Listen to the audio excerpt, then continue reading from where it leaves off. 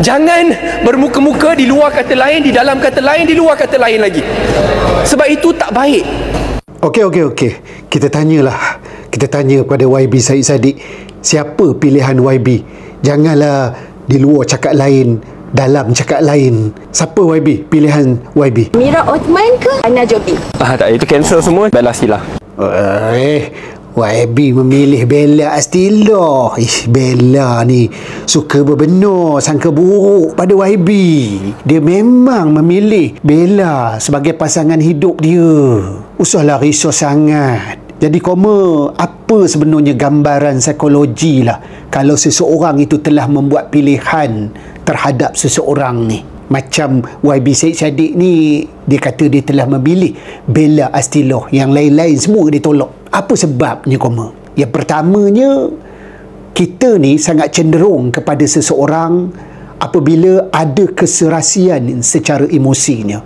Serasi emosi. Biasanya orang ni kalau dia dapat memilih lah seseorang untuk menjadi pasangan hidup ataupun kita nak memilih kawan, kita memang cenderung ke arah yang ada keserasian emosi. Itu yang paling penting Kalau yang tak kena dengan kita tu, kita pun rasa berat nak buat dia sebagai kawan.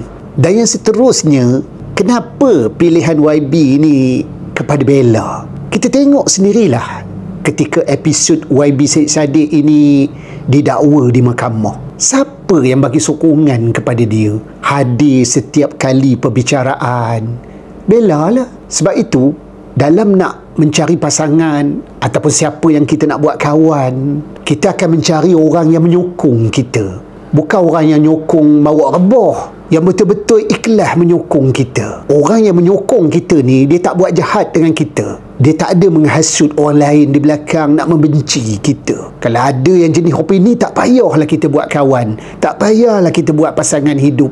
Bak kata Prof ini, orang yang suka hasut orang lain ini, dialah sebenarnya orang yang paling jahat. Orang yang paling jahat sekali bukan orang yang cakap buruk depan awak. Bukan orang yang ambil batu baling kat awak. Bukan orang yang ambil najis baling kat awak. Itu bukan orang paling jahat tu. Orang yang paling jahat adalah orang yang hasut orang lain untuk buat jahat pada awak. Orang yang hasut orang lain, membenci awak, tapi dia depan awak buat baik. Pijak semut tak mati. Minta dijauhkan jumpa dengan orang opini.